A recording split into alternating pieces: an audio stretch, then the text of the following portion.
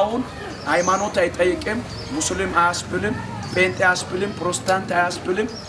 ኦርቶዶክስ አያስብልም ሁላችሁም ለእንደዚህ አይነት ወገኖች እንድትደርሱ ጥሬን አረጋለሁ ማለት ነው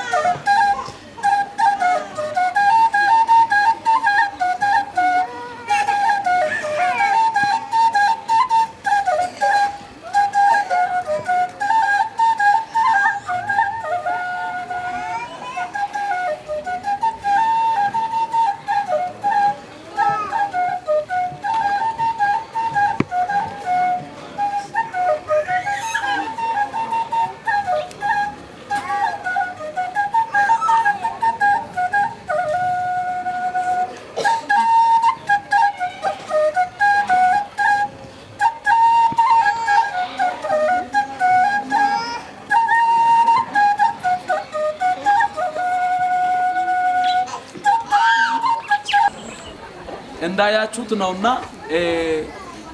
አቅሜ የቻለውን ኃይል ለነሱ ለማድረግ ነው ትንሽ ዱቄትና ትንሽ ዘይት አለች